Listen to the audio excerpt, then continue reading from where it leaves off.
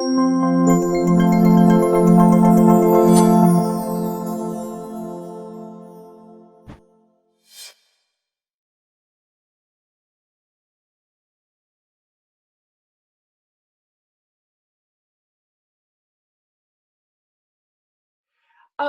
basically, the design for the intervention came from a variety of different sources. Number one, there's been a lot of research done looking at psychoeducational interventions for local caregivers. So we went to that literature to sort of see what are the active components, if you will, of those interventions that have been shown to be effective with local caregivers.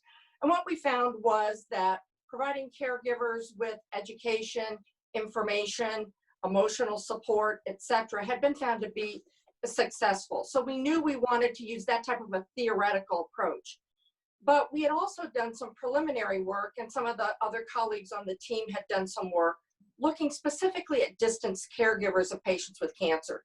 So we knew that those caregivers had some unique needs for information and support that were not found in interventions that have been used with local caregivers. So for example, distance caregivers have a high degree of uncertainty.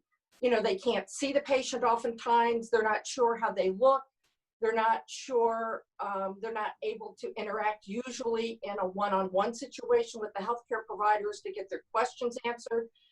So there are a whole group of sources of stress for distance caregivers that are not necessarily applicable to local caregivers.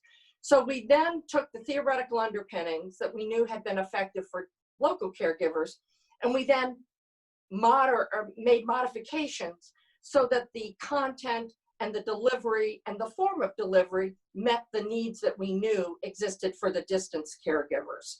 So we sort of melded those two together. We then did a pilot test of the video conference intervention in the exam room, just to make sure that our conceptualization of how this would work and whether it be feasible, not only from the distance caregiver point of view, but from the healthcare provider's point of view, because of course an important aspect of this was to not interrupt the natural flow of the clinic, and for this not to be seen as something that would in any way disrupt the nature of the conversations or the nature of what was happening in those visits.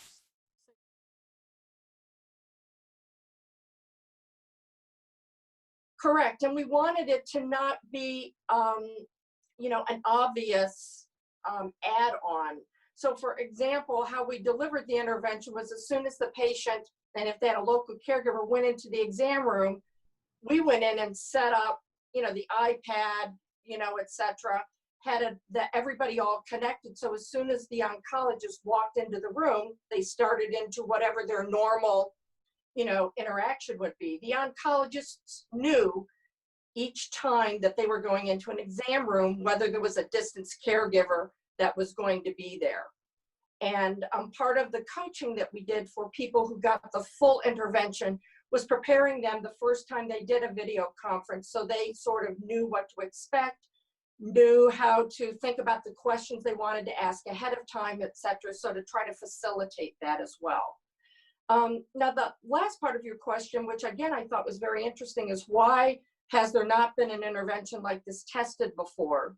There have been some interventions that have used, if I don't know if you're old enough to remember, but the video phone, you know, we thought was going to be, you know, the future, and using phone conferencing, sort of, but the main reason that I think that this hasn't been done in this population is that distance caregivers of patients with cancer have not necessarily been recognized as a distinct group of caregivers who have a distinct set of needs.